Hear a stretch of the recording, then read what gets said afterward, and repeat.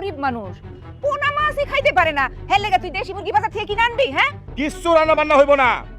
বোমা, তোমার আব্বা আইব ভালো কথা, তোর আব্বারে কয়া দিবা বছরে একবারে বেশি আমগো বাড়িতে আইতে পারবো না।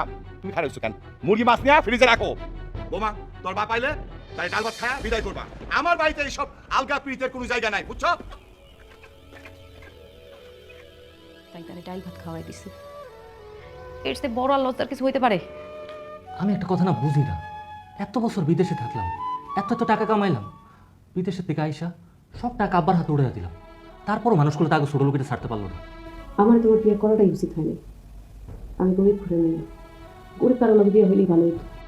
খুশি, আমি বুঝতে পারছি তোমার আব্বা মনে অনেক কষ্ট পাইয়া তোমার বাড়ি থেকে গেছে, তুমি মন খারাপ করো।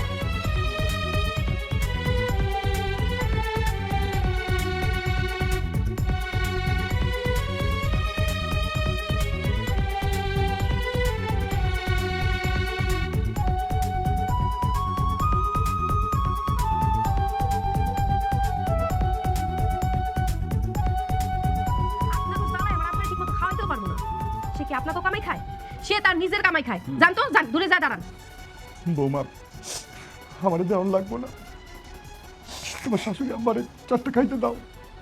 বুঝলাম না, আপনি কইতাছেন আপনার লাগবো না, উনি কইতাছে ওনার লাগবো না। আমার তো মনে হইতাছে আপনাকে দুইজনেরই লাগবো না।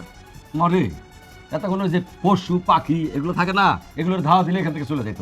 এত বেহায়া কথা কি চুপ লাগায় রাখে। আমি নিজেই তো এখন তার কথা মতো চলি। আপনার জন্য ডাল ভাত বুঝতে পারছি। আমার বাপের বাড়ির সব বাহাদুরি শেষ।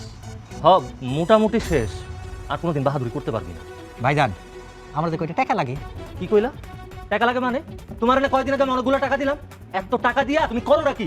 ভাই, আপনি এই ব্যাপারটা বুঝবেনই না। ইনভেস্ট করছি, এক্সপোর্ট ইম্পোর্টের বিজনেস, মেলা ইনভেস্ট, খালি টাকা টাকা, ডলার ডলার।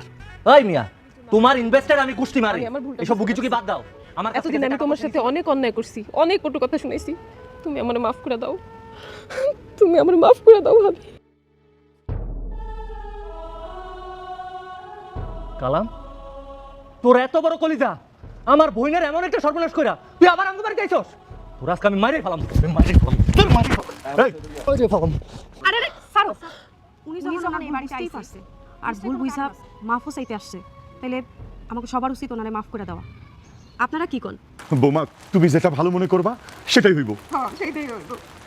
ঠিক আছে, তাইলে আমি চাই আজকে থেকে আমরা সবাই মিলা একটা সুখী পরিবার হই। ওইখানে দাঁড়ায় আছিস কেন? জামাইয়ের পাশে যা।